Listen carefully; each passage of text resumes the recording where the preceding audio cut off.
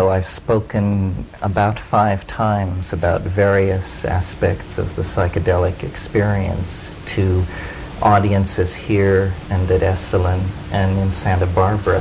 And one of the things that is a personal interest of mine that stands out from the general background of the psychedelic experience is the way that it throws light on language. And I discovered that audiences seem fairly responsive to this question, even though it seemed to me at first fairly hard to articulate it and fairly hard to say too much about it. So tonight, to indulge myself and anybody else who has a particular interest in this aspect of it, I want to say more about it and maybe talk for 40 minutes or so and then take questions. And I think it's by talking, it's perhaps a tautology to think that by talking about a linguistic phenomenon or a linguistic problem, you can illuminate it. But I'm interested in how it strikes other people and the kind of dialogue that can be generated by talking about it.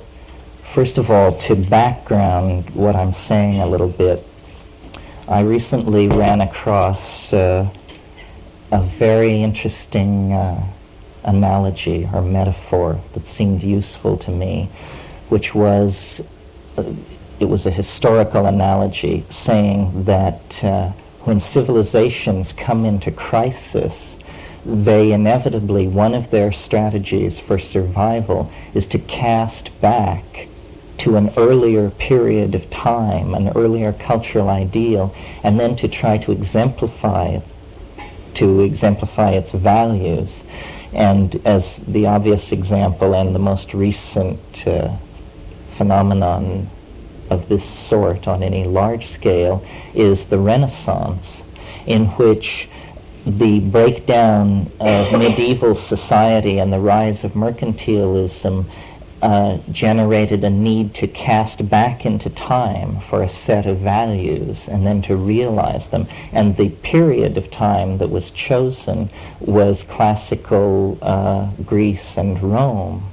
And so painting, sculpture, poetry reflected an effort to recapture classical values. What I think is happening in the present, and by the present I mean the whole 20th century, is a similar thing, a similar culture crisis, but on a much grander and more global and more threatening scale, and a casting back for a previous cultural model that whose ideals, if we could realize them, would save our own civilization. The same idea that the Renaissance had about classical Greece. But strangely, the period that we have decided, that we have fastened on, without ever making a conscious decision, but as a reflection of decisions made in the mass psyche of the species, the period that we have settled on is the Archaic Period, which precedes human history. And so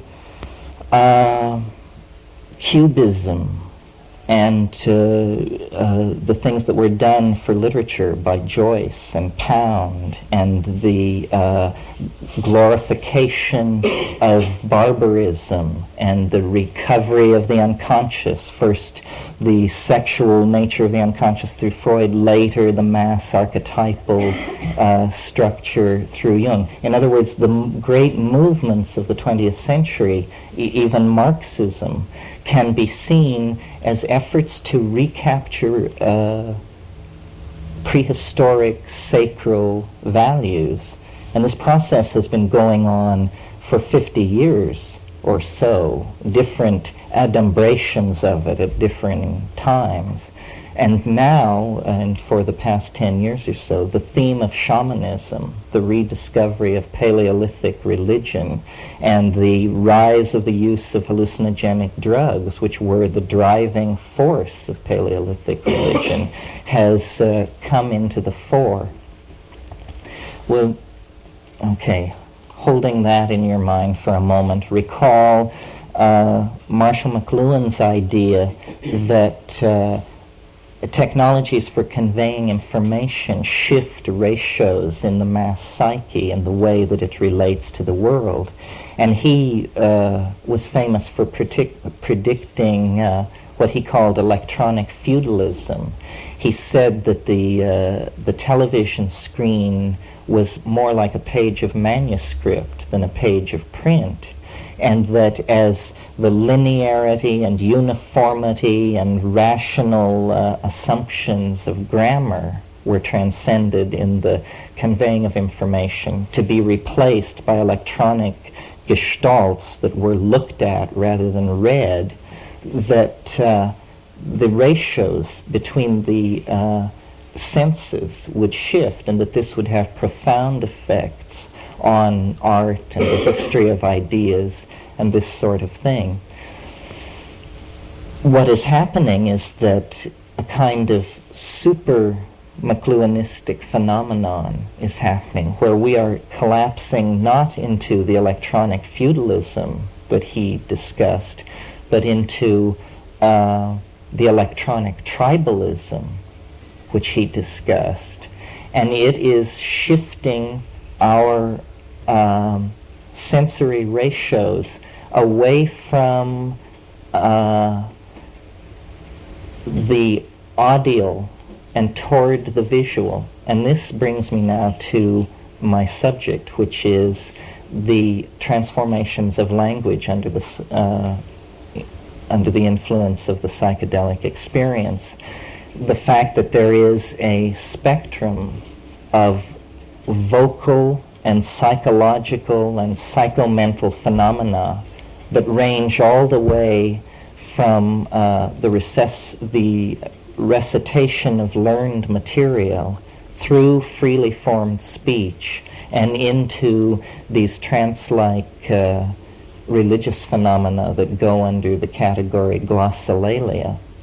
And these things are experienced by the people who do them as having a varying relationship to the visual rather than the audio sense. We had a discussion a couple of nights ago with Ralph Abraham about when you are asked to conjure the idea of an orange, what is this idea made out of? When you close your eyes and think of an orange, is what you think of made of language, or is it made of light? And what you say in answer to this question, what does it say about you and your the way in which you're embedded in your culture? Under the influence of psilocybin, particularly, the language-forming centers are activated, and they are activated in tandem with the visual cortex, so that forms of synesthesia are experienced, which are linked, first of all, to sound, so that people singing control the fabric of hallucination through sound. And we found this to be true of ayahuasca in the Amazon, where definitely the shaman's use of voice controls the fabric, the visual fabric of what's going on. But there is yet another level to that phenomenon, which is, with the addition of meaning, the control of the visual surface, the topology of meaning, if you will, rather than the ongoing decoding from a dictionary, is transcended. Meaning then is able also to work its adumbrations on this topological surface, and you see into there are different ways of cognizing it. The place where the Ursprach is coming from, the assembly language that lies behind all formalized or culturally validated languages. Wittgenstein called it the unspeakable. It's the place where explication cannot go almost by definition in order to avoid a tautology. Well, now it seemed to me that the nearness of these tryptamine hallucinogens to normal metabolites of brain chemistry, and the fragileness that people like McLuhan and Julian Jaynes have shown to be a part of the way we construct our world. In other words, that it's a delicate balance of chemistry and language and history and these sensory ratios. That given all this, it seemed probable to me that this phenomenon encountered in deep psychedelic experiences with psilocybin actually has a potential historical impact. It is a kind of human ability which is at present submerged in the psyche, contactable only by the shamanic means of journeying into historical hyperspace. In other words, of going into that place where the adumbrations of the future are intense enough that you can have an intimation, at least, of what is to come. And I think this is what is to come, and it is a kind of telepathy, but it's not telepathy as we imagined it to be. When I imagined telepathy, I thought of it as hearing another person think and having them hear you think. This is something where the modality of meaning is shifted out of a common dictionary that is a cultural convention and into a shared visual topology which is examined by both parties, both the speaker who caused this thing to be and the audience who shares the space where this is happening. It's interesting that beta-carbolines, which are used to accentuate the hallucinogenic effect of DMT in these ayahuasca preparations in Amazonas, is very definitely a part of normal human metabolism, brain metabolism. And the MAO inhibition that it's performing on DMT that is introduced from the outside is a mirror image of the kind of function that it's performing in the brain. So the shifting of these sensory ratios is causing language to become more visual. And at this point I always have to quote Philo Judaeus, who was a first-century Alexandrine Jew who talked about the logos, and I have made analogies between the phenomenon I'm describing and the logos, but in the critical quote what he said was that a more perfect logos was possible, and that it would be a phenomenon which would pass from the modality of being heard to the modality of being beheld without ever crossing through a quantized point of transition where you could say it was one, now it is the other. And I think the cultural shock waves that will be generated by the emergence of visible language will totally transform the culture to the point that the point beyond the end of history, the entry into hyperspace, the eschatological monad, all these religious or theological constructs about history are actually intuitions about language undergoing this transformation. Now, several things about this transformation. It's obviously not something which the culture is doing as a decision. It isn't like home computers and cable TV. It isn't being brought on as an information utility. It's something which is being imposed from outside. And I think it is, I'm sure most of you are familiar with the Gaia hypothesis of homeostatic regulation of the environment of the earth through the interaction of all life acting as a single organism. Well, it obviously regulates trigger species such as we are part of this homeostatic method of regulation.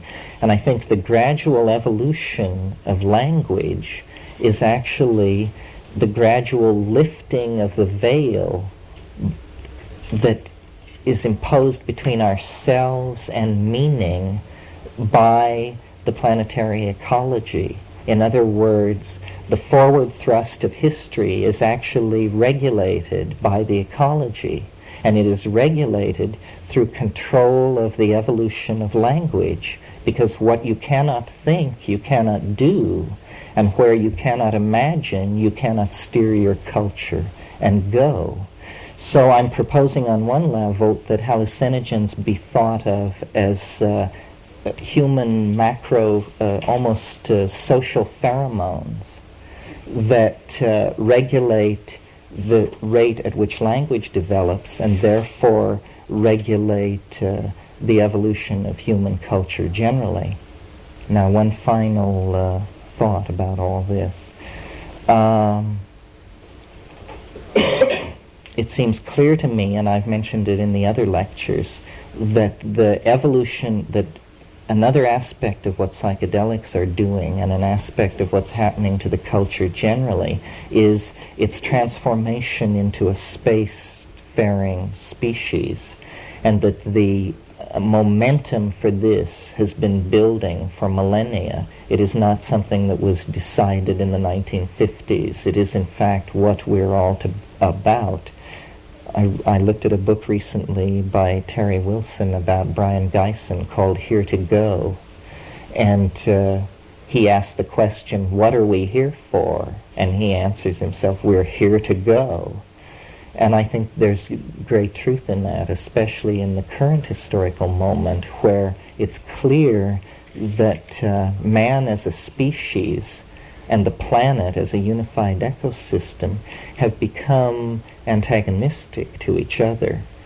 And this is not unusual in nature. In fact, it's a phenomenon that occurs between a mother and a fetus. When the fetus comes to term, when the birth is imminent, it must happen.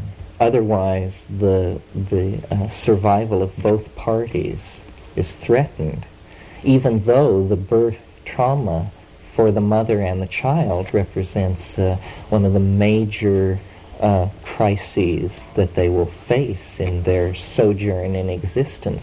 Nevertheless, it is inevitable and necessary, and if it comes off correctly, why, it's to the good of everyone. Where psychedelics comes together with that is that it is going to require a transformation of human language and understanding to stop the momentum of the historical process, to halt nuclear proliferation, germ warfare, infantile 19th century politics, all these things. It cannot be accomplished through a frontal assault upon it by political means. And the I Ching says, you never confront evil directly, because when it is named, it sharpens its weapons and it learns to defend itself. So what is called for is this sideways attack through hyperspace. God forbid, I think it was Tim Leary who said we should become ecological secret agents. Is that what I'm concluding? Maybe. Anyway, the transformation of language is, I think, the signal that this nostalgia for the archaic world is coming to a head, and that this is its culmination. This is the peculiar thing that we all sense is coming, that we can't quite imagine, that is synthetic yet natural, that is obvious yet hidden. And the interesting thing about it is that it emerges from an inner personal frontier. In other words, you're not going to hear this on the evening news. The president is not going to explain it to you. The Secretary General of the UN isn't going to explain it to you. You are only going to advance into understanding this phenomena to the degree that you apply yourself to your being, to attention to being, to reflection on reflection, to attention on attention. And then it will become clear. And because it is gradient of evolution. It doesn't come with the force of a revelation. It is something which is drawn out, almost in the same way that we move forward into time. This thing is drawn out. In fact, you could almost say that the act of history, or the fact of history, is a macro phenomenon that arises out of the microphysical fact of millions of people evolving their language. That is what causes the moving wavefront of historical becoming. So transformation of language through psychedelic drugs is a central factor of the evolution of the social matrix of the rest of the century. My brother is working on the theory, putting together the argument for the idea that actually human history has always been mediated by man's interaction with hallucinogenic drugs, and that this is the pheromonal regulator that links us to the rest of the ecology, and it's simply accidents of botany and alkaloid distribution and historiography that allowed a culture to arise in Europe, which was an area confined geographically and poor in psychedelic plants, so that the mystery was confined to places like Eleusis and peripheral cults like possibly the mushroom berserkers or agaricus, Amanita-using cults in the Arctic regions. And because of those accidents of botany and geography, a culture was able to get loose from the tight constraints that the unconscious imposes. But nevertheless, that culture then was the Promethean culture, the Faustian culture, which claimed the energies which will then send the mind tribes to the stars. If it had not been for this historical episode, we would essentially be at the Amazonian level of culture, which is suspended in the hallucinogenic dream, but oblivious to the historical forces which are bearing down on that. And tribalism is a social form which can exist at any level of technology. It's a complete illusion to associate it with low levels of technology. It is probably, in fact, a form of social organization second only to the family in its ability to endure. So this must seem very strange to some people and home ground to other people. Are there any questions at this point? Nary a taker. Yes. Yeah, that last generalization sounded real broad. Maybe you could expand on how tribalism is a social form that can exist at any technological level. Well, I think it's an attitude toward genes and property and information. The institutional, hierarchically structured societies that we associate with our own culture, which I assume we define consciously or unconsciously as somehow the superior culture, is just inherited from tribal organization, but with a need to abstract the leadership quality so that control could function over wide areas. But electronics actually is, the entire human community is enclosed in a light second of travel. So the globalism is real. I mean, when I first read McLuhan, it seemed to me very true, but a thin voice crying in the wilderness. It was hard to see if out of all the trends working in society, that was how it would come to be. But it certainly seems to be so. I think, it's H.G. Wells said, history is a race between education and disaster. And I think, that education was losing that race until electronics came along. And now I would probably be optimistic. I think that there is a global commonality of understanding coming into being, and it is not necessarily fostered by institutions. For instance, the invention of the microchip, which makes possible the personal computer, it was actually thought to be a mistake.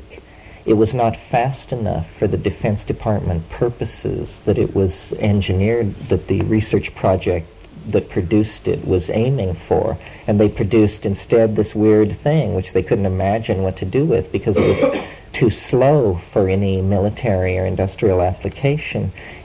But someone realized, that it was just fine for human beings, and that it would shift the pieces around on the board in the war between freedom and oligarchy and human individuality and all these forces which seek to oppress it. So I don't believe that the historical process is under the control of any of the many institutions that would wish to control it. The break between nature and man has been overstressed, I think, and that we should realize, that we are very strange, but you can find very odd adaptations at many levels. And when you look at the global ecology, you see that there must be a species like us, or otherwise it would mean that evolution gives up at the planetary level, that somehow when it encounters the edge of the atmosphere, it just says, okay, well, that's it. If the star goes, we all go, and there's no way around that. But actually, the obvious way around that is a technical species, a minded species that will open a hole using energy and understanding through which everything could escape if it had to, because as the data flows back from these probes moving up through the solar system and beyond, it turns out that the 19th century intuition of catastrophism was very correct, that the universe is in fact a very turbulent place, and that you only have to open your time window a little bit, like 100,000 years, for the probability of very turbulent events that a global ecosystem would react to, and strategies have to be evolved. I mean, Francis Crick has come out with his belief, the panspermia idea, that life actually evolves in a deep space environment and is conveyed then to planetary environments where it can adapt and evolve evolutionary strategies by cometary material. At one point we suggested that Stropharia cubensis, the psilocybin mushroom, was actually an intelligent species whose whose strategy of evolutionary advance was the spore, which could actually go into a kind of suspended animation for hundreds of thousands, millions of years, and by that means radiate through the galaxy over very long periods of time. And that seemed like a very radical idea at the time. We hypothesized that spore liberation by an agaricus on a planetary surface, then through Brownian motion and accumulation of global charge on the surface of the spore, that there would be a small number of these tending to percolate out of any given atmosphere. And given the enormous amounts of spores that are released, you could make an argument for this kind of evolutionary strategy. But Crick, who discovered DNA, makes a much wilder hypothesis, which is that you don't even require a planetary ecosystem for DNA and life chemistry to evolve, that it can evolve in ultra-cold regimens in interstellar space and then be conveyed to various planetary chemical regimens where it can respond and grow. And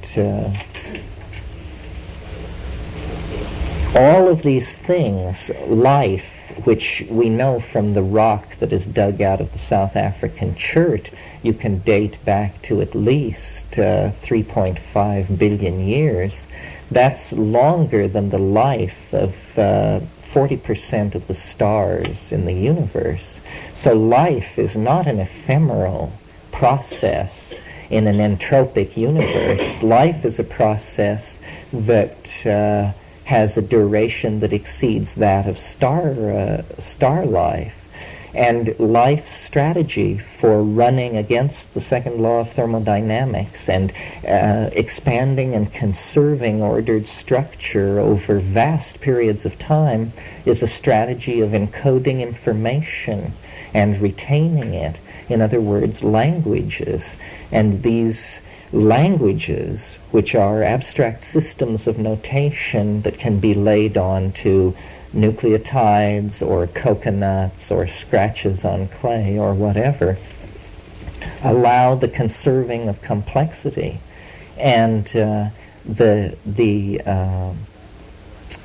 cross into visible language that I see as the culmination of human historical culture is a similar advance into this information self-expression of the magnitude similar to the generation of epigenetic information. In other words, the first writing, the first notation, that represented a break with genetic information that allowed then culture and memory and self-reflection. Visible language will allow a similar forward thrust deeper into human becoming, but it is also part of the phenomenon of leaving the planet and being anticipated now in these psychedelic drug states, because as we continue to insist on exploring the archaic through drugs and music and archaeology and the whole thrust of 20th century self-explication, I think we're going to find that this was the basis of the shamanism. This is what magic is. It's being able to speak in a voice which makes things happen, being able to speak in a voice which causes facts to be beheld by groups of people in a way that has been purged from profane language, for us relegated to poetry and that sort of thing. Would this kind of visual or beheld language have any basic structural units to it, like an alphabet? Or would it be something so abstract that you couldn't resolve that basic? Well, people had to look at language probably 15,000 years before Noam Chomsky was able to write down the 15 rules of transformational grammar. There may be some a pixel or an alphabet or a reducible unit to it. It doesn't seem like that. It seems like, maybe topology, that we could imagine that René Thom's catastrophes, of which there are 7 good in 3 dimensions, but as you add dimensions to any system, the number of these potential catastrophes increases, and Ralph Abraham has described a number of the hyperdimensional catastrophe states. Perhaps it could eventually be recognized as a grammar of catastrophe flow, where it changes first into one thing, then into another. What you're asking basically is, what is the meaning of meaning? Or put another way, does language eventually become somehow a mirror of mathematics? And I don't know, it would take a lot more analysis than I have done. I think describing this stuff is at the level of sailing up jungle rivers and sticking to the broad rivers and noting that, at 3 p.m. you passed a river mouth flowing in. It was 1.5 miles wide, and you don't know where it was coming from or how many 1,000 square miles it was draining, and you just put a note on your map to return someday and ascend it. In other words, there's this archaic area of the mind. It's going to take a long time to explicate it. By the time we have assimilated our recontact with the archaic, there will be colonies on Alpha Centauri. There will be thinking machines. There will be trans-dimensional vehicles and out-of-body consciousness via electronics. All these things will arise out of our grappling with an understanding of this shift in the sensory ratios that will essentially return modern man to the age of miracles.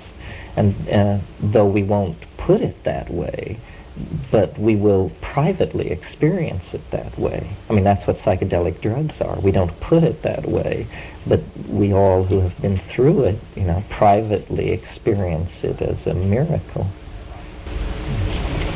It's kind of like something that I've been devoting a fair amount of thought to lately and haven't gotten very far, and that's the conviction under certain experiences you're getting information from deep within your psyche yourself, from deep within some sort of racial or human information. Sometimes what you talked about before, forward but yet human information, and then yet another experience that you are just willing to absolutely bet is not human information yet is coming into your brain, or whatever.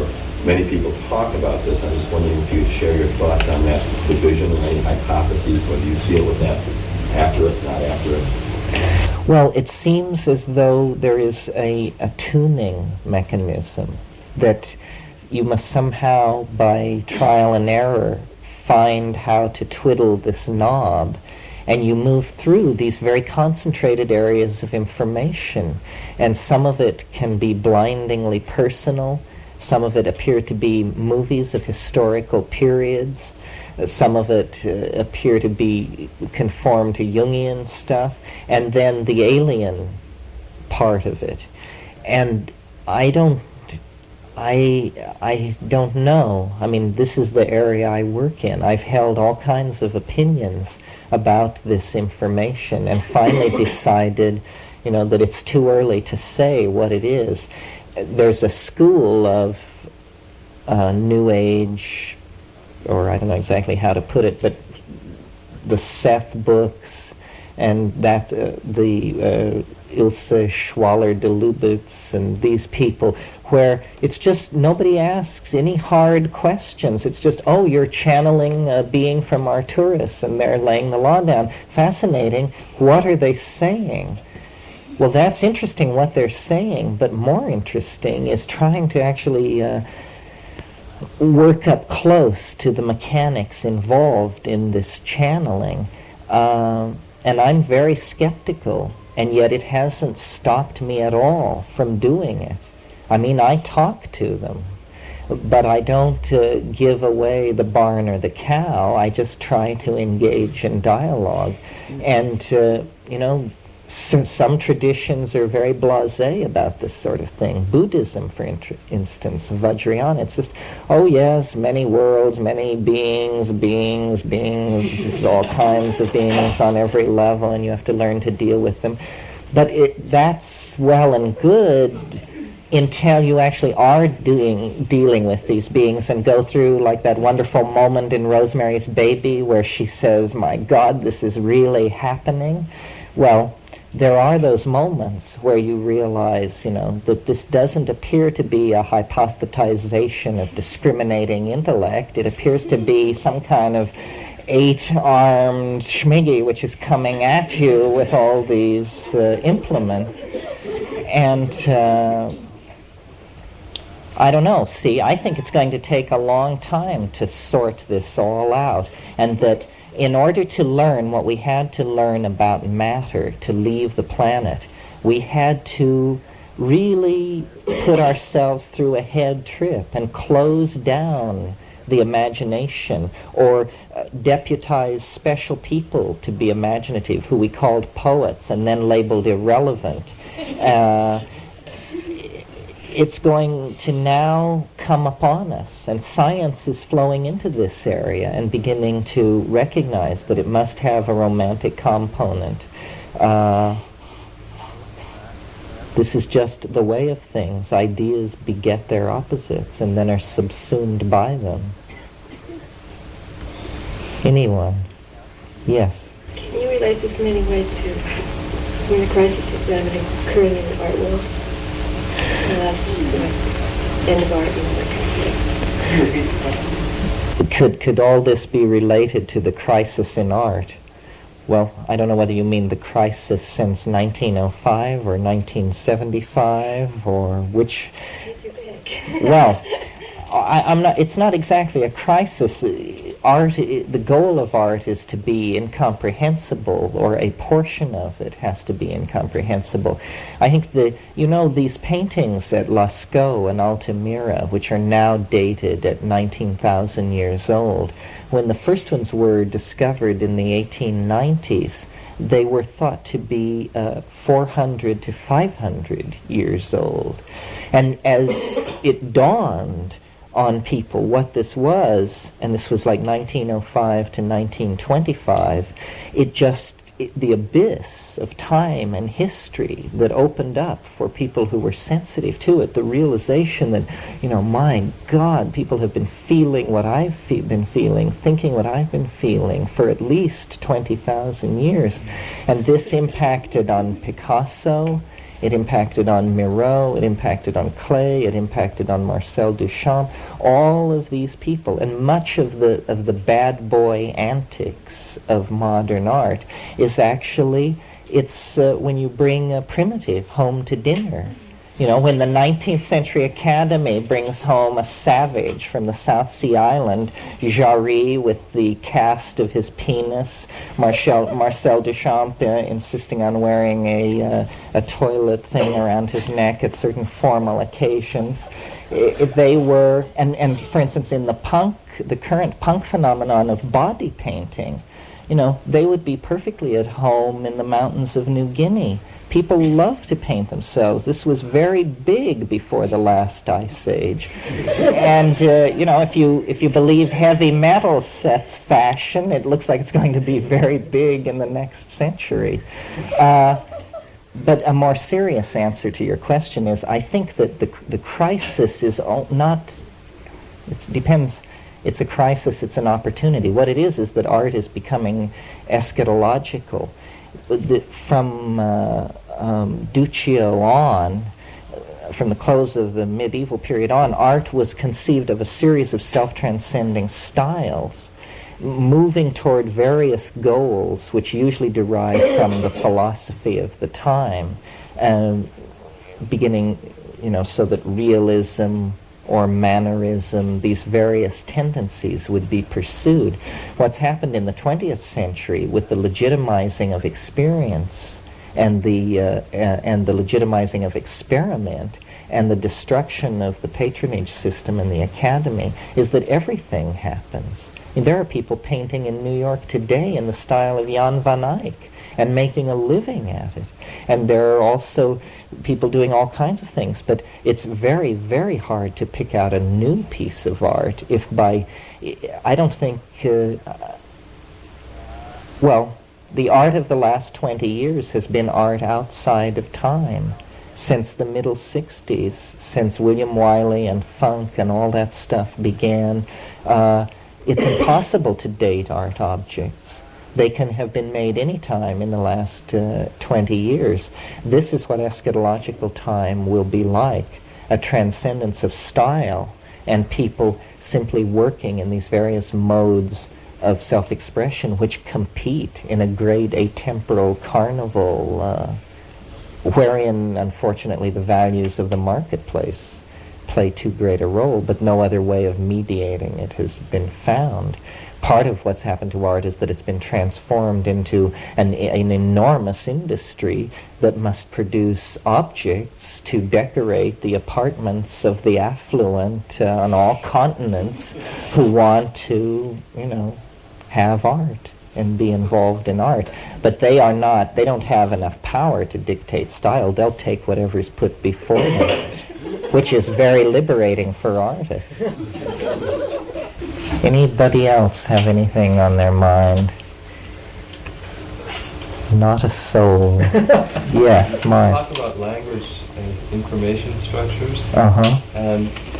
But you could also think of personality structure, that with which the witness consciousness identifies with, as an information structure too. Where do you draw the line between language that is beheld as something other and language that is, or those information structures which are part of the the identity experiencing. Well, you're asking what is the difference between self and other.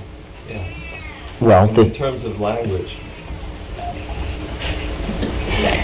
what you're asking is, how do you know you're not talking to yourself? Uh-huh. Well, that's a very tricky question. I'm surprised that in 3,000 years of philosophizing, somebody hasn't figured out a nifty way to always tell this. It would make a marvelous short story, some little litmus test that you could perform. Pretty much you have to go on intuition. Of course, what you always say is, I can't possibly know what I'm being told, therefore it isn't myself. But that's a very naive view of the psyche. On the other hand, when that reaches excruciating proportions, there's a tendency to abandon sophistication and just believe in it anyway.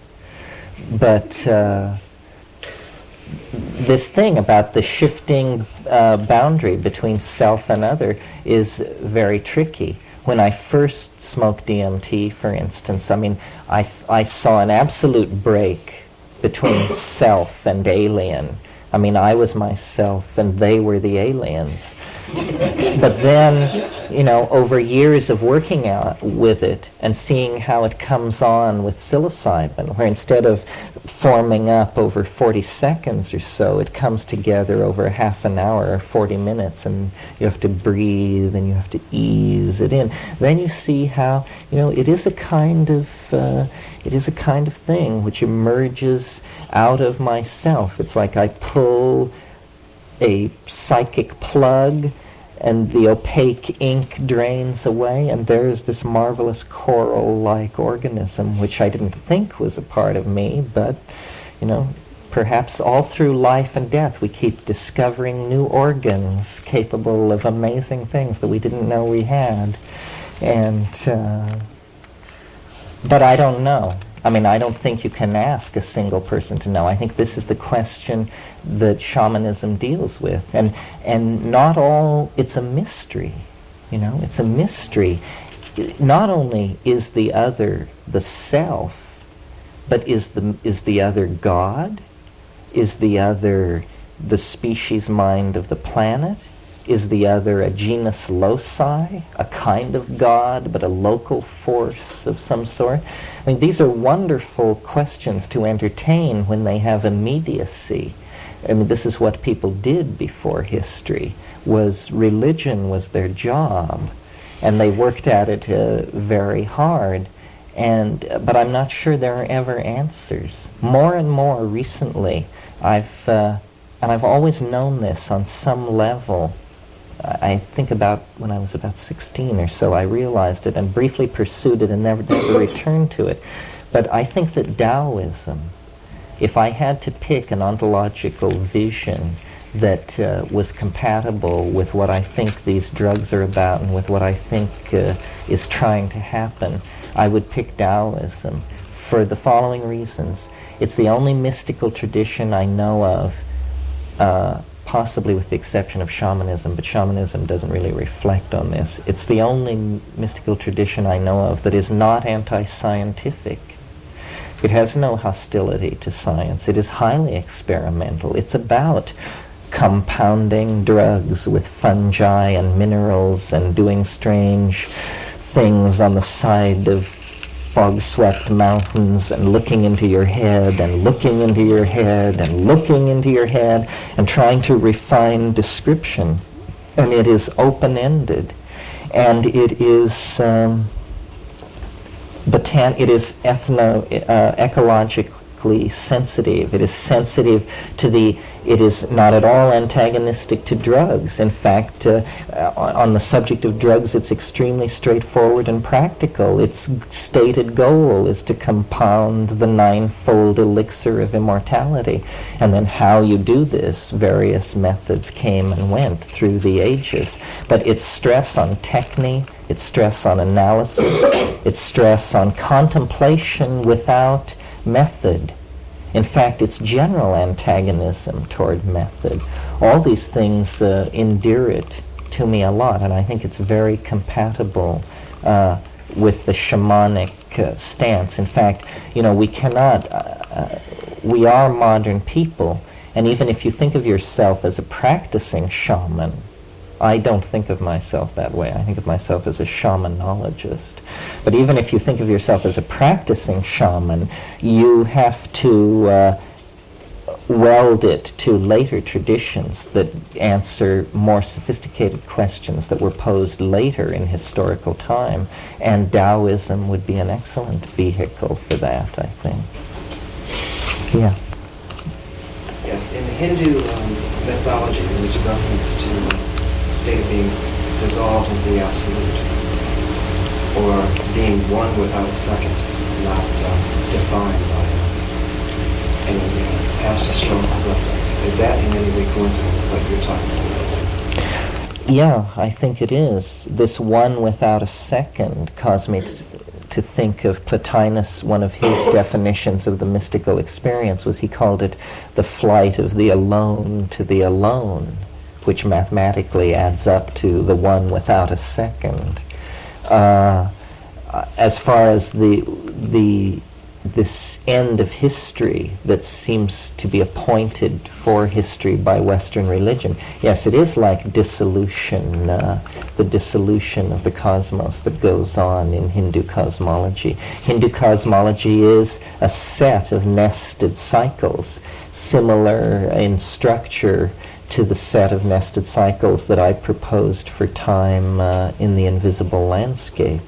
And I think we're running into one of those compression points, that everything that has been going on this planet for the last billion years has been a series of telescoping processes of ever accelerating intensity, connectivity, and momentum, leading finally to the generation of consciousness. A moment after that, historical civilization. A moment after that, modern science. And a moment after that, starflight. And it is just, a 10,000-year rush from monkeyhood to starflight, a geological moment, but historically a grand opera that has everybody on the edge of their seat, because if the ball is fumbled, that's all she wrote.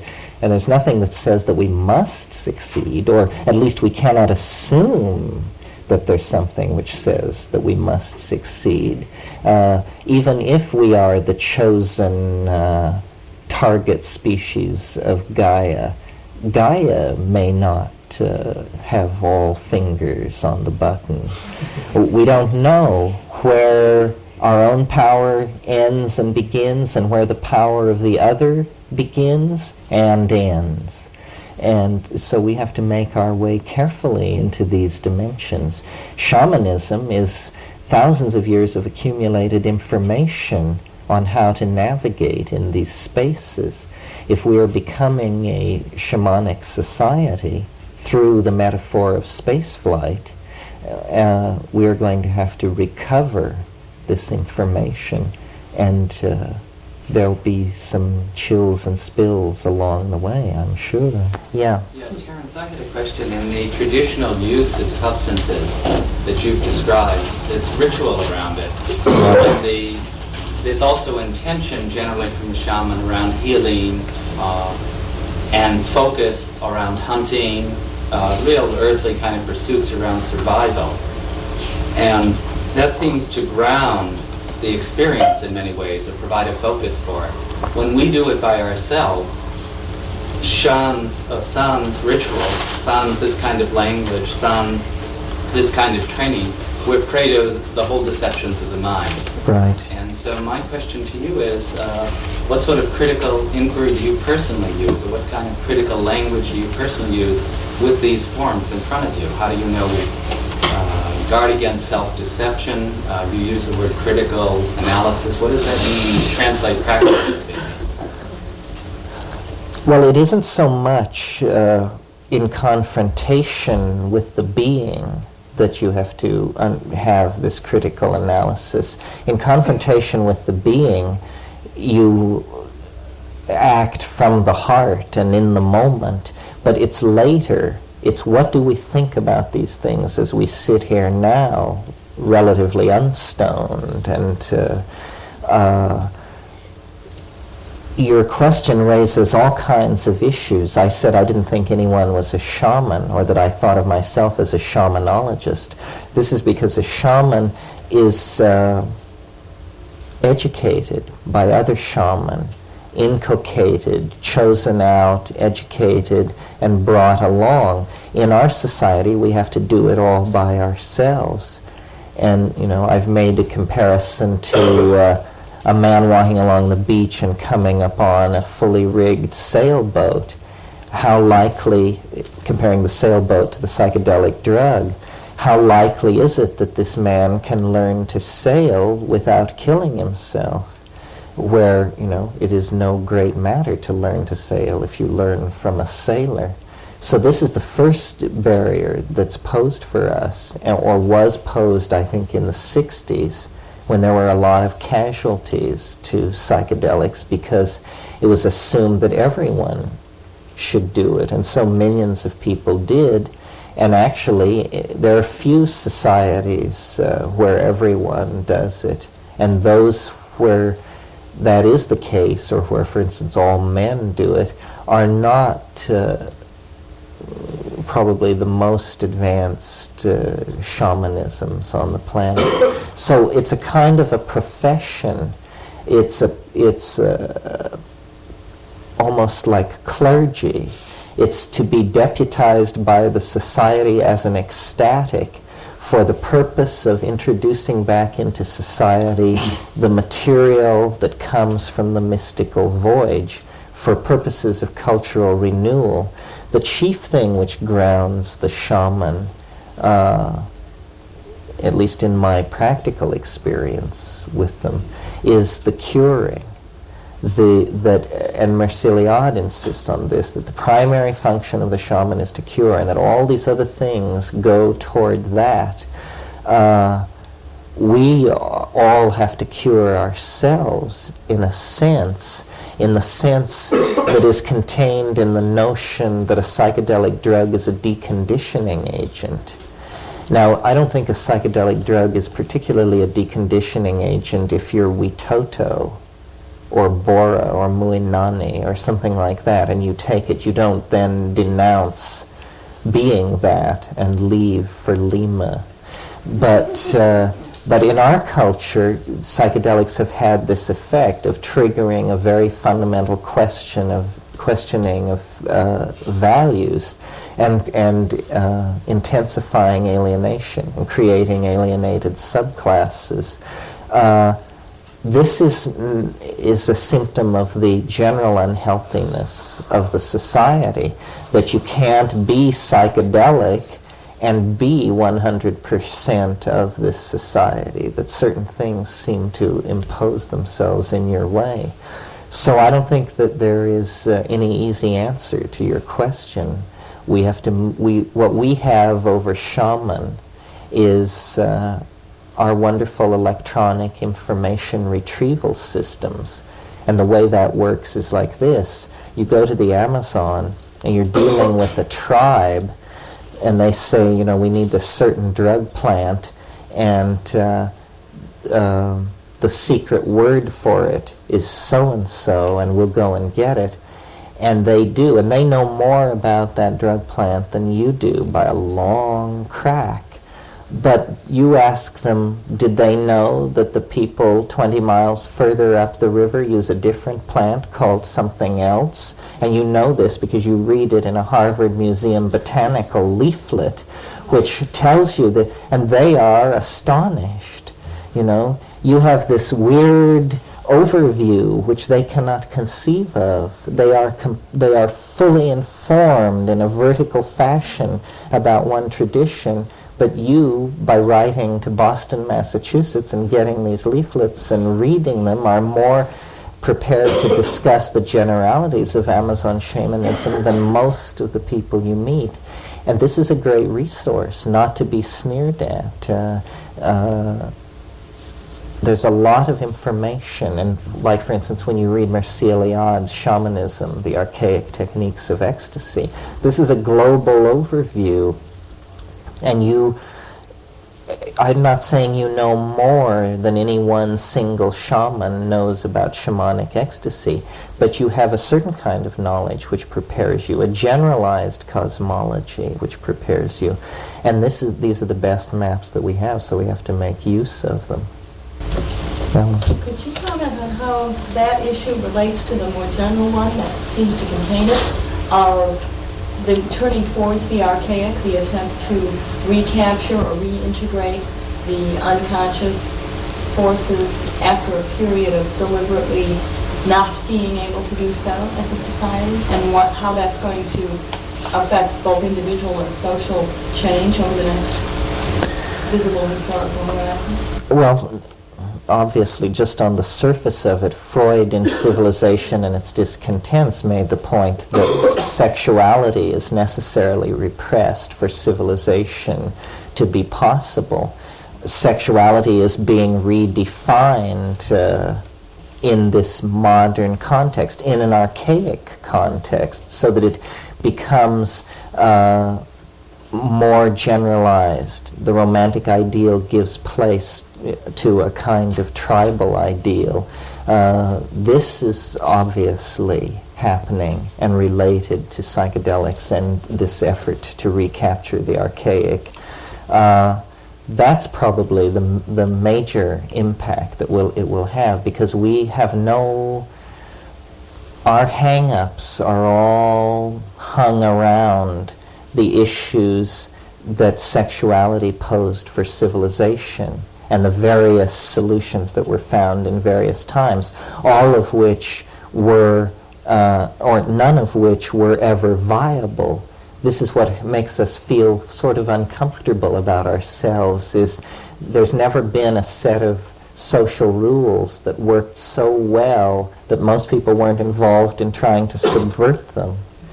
And, what does that say about us and the 10,000-year endeavor we've been involved in? But I see that giving way to a more natural order. In other words, many constraints have been placed upon us. We have accepted many constraints. We've accepted a kind of wounding.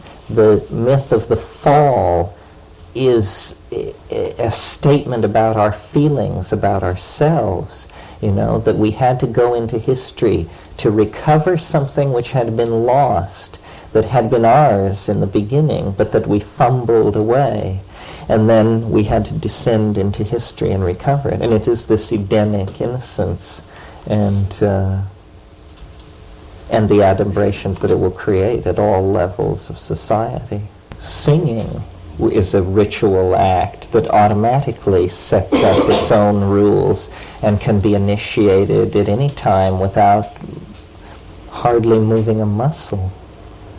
We were saying during the breakup here that it's possible to imagine a form of psychoanalysis where what you would do is simply urge people and go through with them learning as much about history as possible, so that there were no blank spots, so that their amnesia about their historical position was recovered, as a way of treating neurosis, a way of actually, by locating people on the grid, by forcing them to find out who they really are in terms of all the other somebodies who have been around and all the other some places that preceded them. And I think that you can almost see that is a recovery of the unconscious, that the history of man that you don't know is what your unconscious is made out of, just as the history of yourself that you don't know is what your personal unconscious is made out of. However, much of the history of man that you don't know can probably be found by going and reading a book on the subject. And this has a tremendous centering, a spiritual efficacy that all out of proportion to the act of studying history, which seems rather removed from everyday concerns. Anything else? Yeah, what about a development of a language of consciousness which we don't have, like Sanskrit theoretically, or Maslow was playing around with words that would scientifically base. Would you comment on that? Well, I think the I Ching is an effort, the most advanced effort to do something like that, but it's a language of Gestalt. And, I don't speak Japanese, but it's said of Japanese that nothing which is obvious is ever mentioned. Language is reserved for clarifying the unclear. So people are not saying, it's a hot day, isn't it, and that kind of stuff. They're reserving language. The other possibility is, that the visual language is this, and that as more and more of it is experienced and done, it will be realized. It is the visual language, I'm not sure I stressed this evening, but it is perhaps non-translatable into English because it is a language of emotion, where emotion is seen to be as subtle a spectrum of integrated gradients of meaning as or integrated gradients of combination as meaning has, so that there isn't, love, hate, disgust, and something else, but in fact an infinitude of emotional states that can be triggered by vocal sound. And in a way, of course, I'm simply describing singing, wordless singing, except that I'm describing how that can rise to an ontologically different level and become so emotive that you understand very subtle differentiations of emotion. I noticed when we were in the Amazon taking ayahuasca with these people, and they would sing these 1,000-year-old songs, and you would get to the place where you had the absolute conviction that you understood, because you could stand off from your mind and say, the speed at which I'm going through emotional changes over what I'm hearing must mean that I understand what I'm hearing. Because if I didn't understand it, I would just have a certain generalized emotion about it. But it is changing my interior state so rapidly that it is like the experience of understanding. That's the only thing it can be compared to. Yeah. Could you elaborate more on the effect of the ayahuasca and in combination with stricter senses that you mentioned in visible landscapes, the effect of altering the DNA, and when you mentioned the histone block?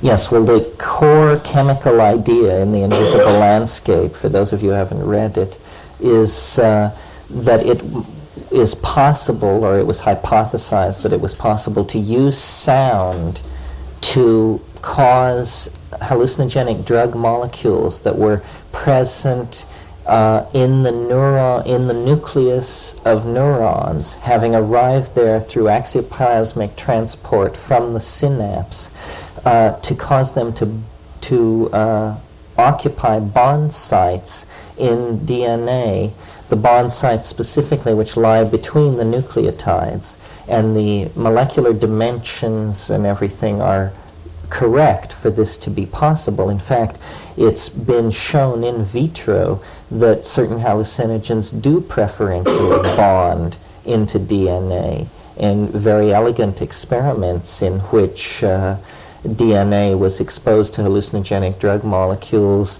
and then centrifuged, and shown that its specific gravity had increased by precisely the molecular weight of the drug molecule, and no other compounds were present.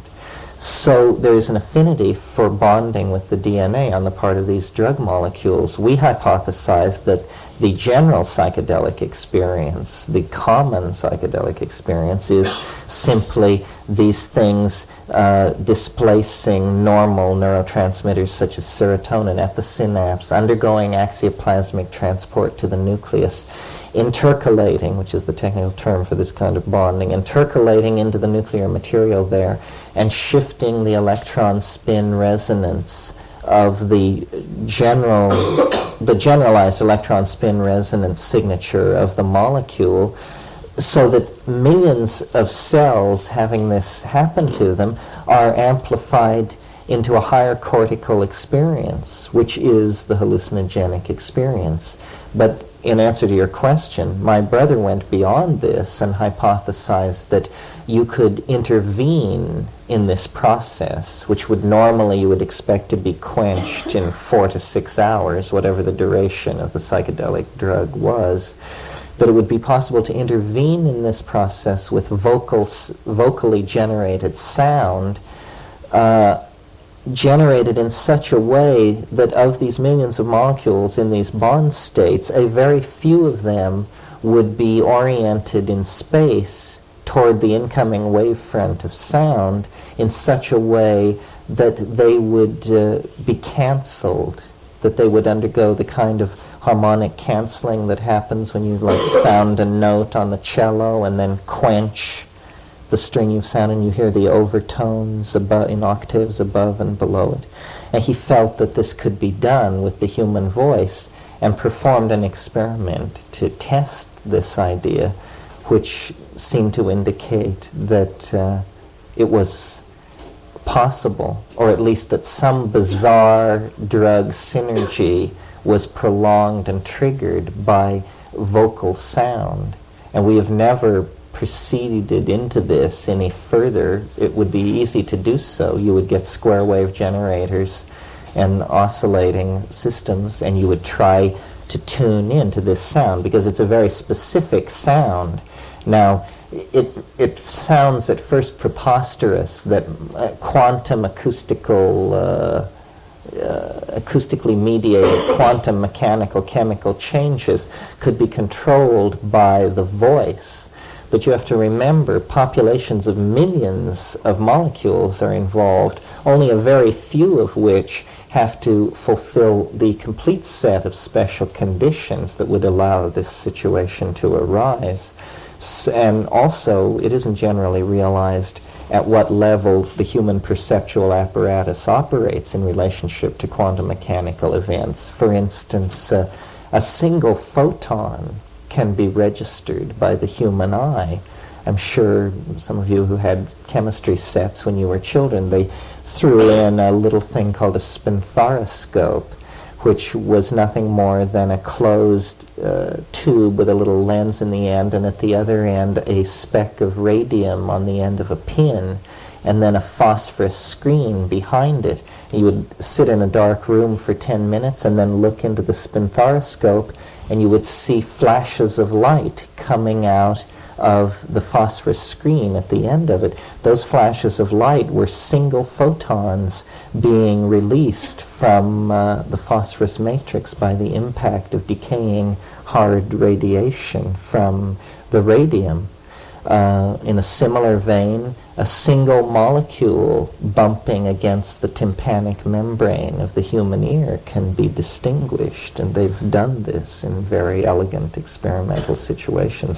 So actually the human sensory apparatus, for what a continuous picture of the world it gives us, is under experimental conditions shown to be rather closer to portraying the quantum mechanical nature of reality than we might expect. So I don't think it's, on the face of it, preposterous that there could be technologies of vocal sound and control of physiological states of oneself and other people through the controlled use of sound. After all, if you are of the brain theory of consciousness and believe that every thought that we think is accompanied by chemical changes, the breaking and forming of chemical bonds, well, that means that as I speak to you, my voice, if you understand me, or maybe if you even don't understand me, is going through a continuing process of generating and breaking down hundreds of compounds as your brain takes on a configuration somewhat analogous to the configuration of my brain at the moment of speaking. This is what communication must be seen to be by people who have a hard brain theory of consciousness. What if you don't know anything about any of this? Well, then you're probably in better shape than all of us. You should go to the side of Cold Mountain and compound mushrooms and draw cold water from a well and thank lucky stars that that's the situation you find yourself in. In other words, knowledge or verbal facility is no proof of knowing what you're talking about. It's just verbal facility. No, I think the Taoist thing, I'm coming more and more to it, to see that it's its open-endedness, its insistence on humor, it's not grinding a bunch of dogmatic knives. And now I'm talking about the cultural ideal of Taoism. Taoism became secularized and, played power politics at various times in the history of China, just like the other Chinese religions. But its ideal remained the psychedelic ideal, I think. And it's basically a dropped out idea. It isn't that you should return to the court and take up the counsel of the king and try to save his ass. It's that someone else can take care of that.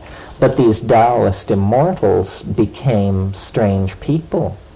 I mean, they were fleetingly glimpsed from the road, running naked in the woods as people passed to and fro.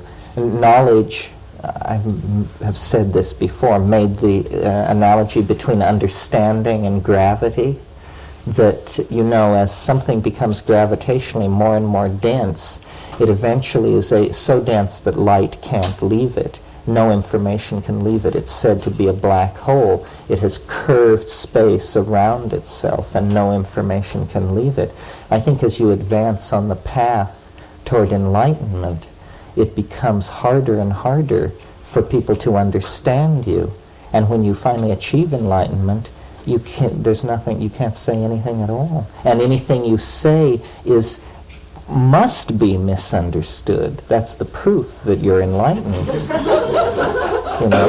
If you're a perfect black hole, you must be incomprehensible. No information must leave you.